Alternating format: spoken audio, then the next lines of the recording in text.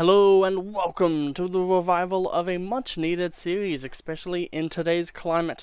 Not everyone has a lot of money to spend, and boy howdy, some games, like Dead by Daylight, want to push that margin on how much they want you to spend. So today I'm going to give you a bunch of great ideas, builds, and just general synergies about the Xenomorph, or the alien, in Dead by Daylight. This was because one, here you are, of my fantastic commenters and viewers was like, yo, I would be really interested in this.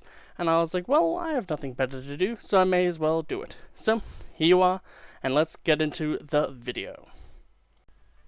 So, let's get into some of these base things. So, obviously, Hex Noed, Whispers, Sloppy Butcher are very, very good perks. I shouldn't have to say what they do, but if you need a little bit of a hint, Hex Noed means at the end of the game, when all the gens are done, you one-tap people with your M1 and you get a little bit of a speed boost. However, the totem is fragile and can be destroyed. Whispers is just generally, hey, there's someone here, when there's someone there. And Sloppy Butcher, when you hit someone with your M1 with M1 only, you give someone like 90 seconds of mangled and hemorrhage, which means if they get interrupted doing healing, they lose a bunch of progress. It can really screw over medkits. But it is only 90 seconds, so potentially if they're on hook for a little bit and they do a few other things, there is the potential for this to do literally nothing. Alien Instinct for Alien is actually pretty okay. Not the best, but it's definitely a usable perk. It's a little bit of tracking, and hey, it's a scream. It could do something interesting, I guess. And Rapid Brutality obviously is also pretty decent because hey, haste. It does something. For some of the teachables that you get at the very start of the game that are actually pretty useful, there's always a Nurse's Calling, Thanatophobia, Brutal Strength, Agitation, Enduring, Tinkerer, and now, hopefully, Predator. Even though that sounds weird to say. So, Nurse's Calling allows you to see people who are healing basically in your terror radius. Thanatophobia allows you to slow the game down a little bit, as Monto would used to say. Brutal Strength allows you to kick things faster. Agitation allows you to carry people to hooks faster. Enduring allows you to get out of a stun from a pallet faster, which can actually be pretty useful because you can use your tail to hit people. And Tinkerer, whenever a gen for the first time would reach 75% like progression, you just go over there and you bonk them on the head and you say, no, don't do gens. And Predator just means that when you lose a chase, or when someone uses a perk to get out of a chase, you can see them again, and it can kind of just help get you back into the game. But yeah, so for some general builds at this level, I recommend for like a chase build, Predator, Rapid, Brutality, Tinkerer, and Enduring. For a little bit of a gen defense build, I recommend Tinkerer, Thanatophobia, Sloppy Butcher, and Nurse's Calling. And for the general build, I would recommend Noed, Nurse's Calling, Enduring, and Rapid Brutality. So that is all for this very small section where we just talk about the base perks and stuff. But also we should talk about the next section, which is going to be what Xenomorph actually does and what is unique about them. So if you don't know, which you probably would because you clicked on this video, Xenomorph is a bit of an interesting killer where all the survivors will immediately know that they're playing against you. There is no oh, is it like a wraith? Is it like a pig, a ghost face? Is it going to be a bubba? No, they just know. There's no hiding it. However, you can hide in the vents or whatever that are under the map, kind of in a maze-like structure. You can highlight stations, which is very useful to do. And essentially, when you're under there, you can hear footsteps, visually see them, but you're hearing them. It's your alien instincts. So you can get a little bit of tracking as well when you go from point A to point B, so sometimes you might even go to point C. But yeah, so overall the killer excels in map control, so the perks that we will be getting will be either perks that benefit from having map control, or perks that will help make your map control even more pinpoint and just generally more strong. Things that allow us to know exactly where someone is, or things where it's like, oh, I know that I need to go over here to like pop goes the weasel this, or something like that, or even just to get away. Here's a little clip. It's a bit assholey, but you can get away from a hook and then go back to that hook if you so please.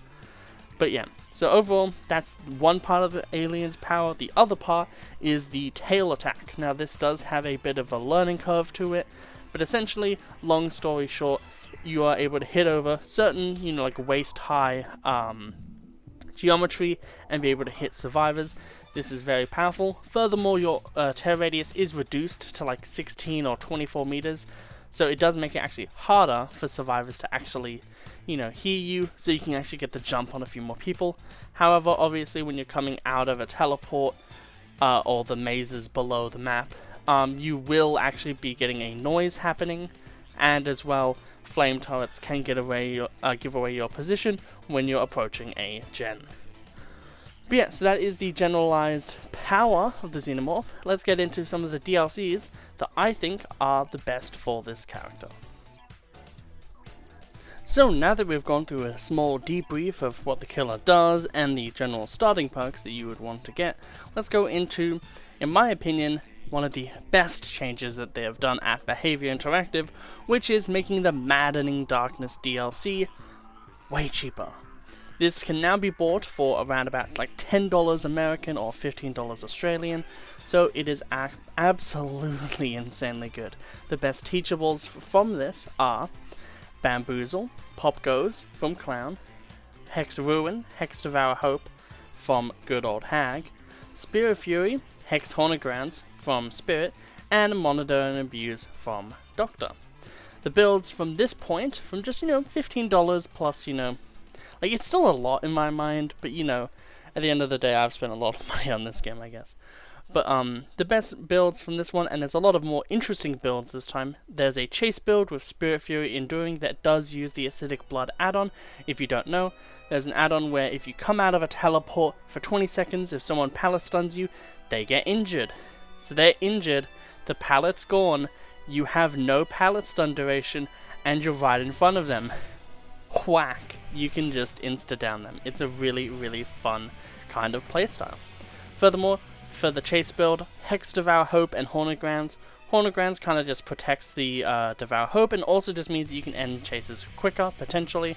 And Devour Hope 1 can be just a, get some M1s while you can, or even a full-on Mori, which is absolutely insane. There's Chase 2, Electric Boogaloo, which has Bamboozle and Monitor and Abuse. So essentially the thing with this one is that when you're in your, crawling state, with the tail attack, you have like a 16 meter tear radius. You can half that to make it a 8 meter tear radius, which is really, really bad for the survivors. Like, they will not see you coming if they do not have a flame turret. Furthermore, Bamboozle is just really good, basically, on anyone. It just shuts down a lot of loops. And then Pop and Tinkerer, a little bit of information, a little bit of like, oh, I go over there, do a chase here, oh, I'll go over there. And then once you've done a chase, you can pop a gen, continue your game plan. For the gen defense thing, like just gen defense, I have Pop Goes the Weasel, Hex Ruin, Hex Noed, Hex Thrill. So Thrill of the Hunt was not one I talked about earlier, but it is a base perk. What this does is for every single totem alive, survivors basically have like a 10% regression to like doing totems. So if you don't know, I do believe that hex totems actually take a little bit longer than regular totems, and with 50%, it makes it even more annoying. Furthermore, it means that the Noed at the end of the game, if the gens do not get defended well enough, gives you like, another hooah to kind of go crazy. But yeah, with this, making Hex Noed, Hex Ruin rather, even more annoying, because it takes longer to break it, and they could just break the Thrill. So at the end of the day, they might not even break what they want, and then after they finish those two totems, it's so unlikely for them to go for the Noed, that at that point, it's going to be even more annoying for them, because they've spent so much time doing these totems and all of that stuff, while you've been going, like, just around the map, going crazy. And the final one for this one is the General build, which is Pop, Bamboozle, Noed, Monitor and Abuse. This one's a bit more interesting. I think a lot of people could be like, Monitor and Abuse, really? But I do think like it is a really interesting thing. It does generally help you. It makes you a bit sneakier.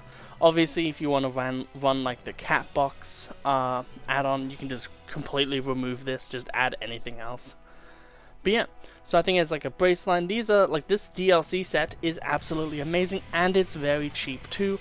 I do think that this is honestly the best thing that they could do for the game is just have this be added into the base kit of DBD, because literally these 4 DLCs are so grounded and influential to the base design of like DBD as a whole. It's really annoying that they just aren't. But at the end of the day, that's just how the game works, and I would highly, highly recommend getting the Maddening Darkness DLC pack. But next we'll be going into the best licensed killers, and like the best like non-licensed killers, and all of that. So let's get into those. So what 2 DLCs do I really recommend that are licensed? Well, there's a few actually. One of them is kind of like fair enough, but the other 2 are definites. So the first definite one is Nemesis. They have Lethal Pursuer, which is a fantastic round start option, allowing you to just see the survivor's auras, and as well being able to see any other aura perks be getting buffed by 2 extra seconds is just nice to see. The other one is Eruption. Because you're going to be going from place to place, may as well just kick that gen and then maybe get a lot more reward, because you can actually down a whole lot of people with this character due to just the momentum that they can carry. Then the next one is Cenobite, who has Hex Plaything, which is going to be very relevant later. Not only is it in one of the best kind of pseudo combos right now, it's also just a great perk on its own. It allows you to kind of put a secondary objective onto survivors, and as well, if they don't do that objective, you don't need monitor and abuse anymore. You can just be abusive, because boy howdy, infinite stealth is just crazy good in this game. The next perk obviously is Deadlock, just being able to lock gens, give you a little bit more time to do stuff passively is just really, really good. The final like one that you could say is Bubba's Barbecue and Chili. This is more of a, hey, if you see it in the Shrine of Secrets, go for it, in my opinion, kind of pick. Obviously, Bubba's perks are all decent. They're all used in different varieties. And Barbecue and Chili can fall off a bit. But at the end of the day, I do think, hey, it is a good enough thing. So like, if you do have like a little bit more money, you could definitely go for that. Furthermore, Bubba's just a really fun character as well. But yeah, those are all of the DLC characters I think are very necessary, and one not so necessary. And now let's get into some of the characters that are original that I would highly recommend. So, getting into the 2 original characters that I would say are the best fit for your Auric cells are the Knight, because of Nowhere to Hide, a gen kick perk that when you kick a gen, allows you to see survivor auras around you if they're in the radius of the gen, which is just really great because when you're coming up from the teleporter spot, obviously they're going to know that you're coming, so then they can just get off the gen, hide in a corner, and if you don't have this perk, you might not even know that they're there. The other one is Hubris, because haha funny, you can use it with, you know, if you don't want to run the add-on and have a more consistent play, you can do the, you know, Spirit Fury Enduring Hubris combo, which is very funny at the end of the day. And the other one is the Artist, who has 3 literal perfect perks. Grim Embrace allows you to get a 12-second reprieve every single time you hook an original survivor. So original meaning the first time you ever hook a survivor, that is the original hooking of that survivor. It's a weird terminology, but a few perks or things require you to hook a survivor for the first time, so that's the terminology. Pain Res, which the original time you hook a survivor, you know, pop a gen for like 20% and they scream, which is a great fit for some other perks. Some of them are getting nerfed though, but this perk is staying the same, so this is still just a really good perk on its own. And then we have Pentimento, which is great with, obviously, Plaything. So Plaything Pentimento is a crazy cool combo. It just allows you to, hey, if you want to make sure you don't get jump scared, do this totem. Also, if you do this totem, you're fucked. Which is absolutely great. Artist is by far absolutely insane. And if you want to get both of these killers and a few more, There is the Endless Hunts DLC pack, which is not a replacement for the previous Maddening Darkness DLC pack, but if you want to get both of them together, I would highly recommend it. Both of them together with the 2 other killers I talked about. Jesus, this is a lot of money. But hey, at the end of the day, the thing about this game is you're not just buying the killers and the survivors for their perks, or the survivors you are definitely, but you're buying these killers and then you're able to play all of these different killers. So even though you might like just Xenomorph, it might grow into, oh yeah, but I like Xenomorph, but also Nemesis and a little bit of, Knight every now and then, you know what I mean? Which is absolutely amazing. So, what are the great perks from all these options? There's obviously Pop Goes the Weasel, Pain Res, Plaything, Pentimento, Bamboozle, Grim Embrace, Nowhere to Hide, Hex Ruin, Eruption, Lethal. These are all like legitimately pretty top tier perks, and some of them are literally like top 10 perks. However, some other licenses that you may consider is Make Your Choice from Pig. This is a really funny roll the clip moment. We also have Friends Till the End from Chucky. This is just a nice combo weaving thing. You can also go with Ghostface, that has another perk that works well with Make Your Choice, with Friends Till the End, which is Furtive Chase, which both of them together essentially means that whenever you hook the obsession, you get this crazy speed boost and you hide your, you just become like, I can't even remember the word, my brain is actually fried, but you become invisible. Wow. You don't make any noise, essentially. My brain will eventually figure out what that is called again. And you get a speed boost, and then Make a Choice. Whenever you hook someone who isn't the obsession, you get to see the obsession's aura, and they are exposed for 20 seconds, which is pretty damn good. You also have Floods of Rage, which is a good old Pain Res style perk. So essentially they're Scourge hooks. 4 of the hooks on the map are Scourge hooks, and if you hook on them you get bonus effects. That's what Pain Res is, by the way. Weave Attunement from Lich. This one is a little bit more on the iffy side, because Weave Attunement could easily get nerfed very shortly, and if it does, I don't want to recommend it, just because then it would be kind of shit if you put a lot of time and effort into it. But yeah, so from the original killers, yet again, from the Endless Hunt DLC pack, there is Hex Pentimento, Grim Embrace, and Scourge Hook Pain Res, as well as Nowhere to Hide. From the Blight, basically only the Blight, because he's the only one who has good perks in that pack, is Dragon's Grip and Hex Undying. From the other one, there's too many of these, I'm sorry. There is Dead Man's Switch from Deathslinger, which is awesome with Pain Res. There's Corrupt Intervention, which is an alternative to Lethal Pursuit, but is also really great on its own. And maybe Zanshin Tactics, same thing with Weave Attunement. This one is at the moment really crazy cool and broken, but it might not be from PTB, so take that with a grain of salt. And then obviously from the Maddening Darkness DLC, you have Bamboozle, Pop Goes, Spirit Fury, Hex Ruin, Devour Hope. And also, they're not currently in a DLC pack, Singularity has Genetic Limits. Maybe. If it's still on any attack, then Genetic Limits, even if it's only like a 3-second 3-second exhausted, highly recommend running. Otherwise, not so much. But that is the end of this video pretty much. At the end of the day, if you want to think of a crazy build, you can do that. These were all just really good perks and stuff that you can use. Obviously there's going to be a few perk combos like Pentimento, Plaything. Both of them are hex perks that work really well together. Pain Res, like, Pop Goes is usually a build that people do. Pop Goes, Nowhere to Hide, Spirit Fury, Enduring, there's so many different things that you can kind of just run together and run differently.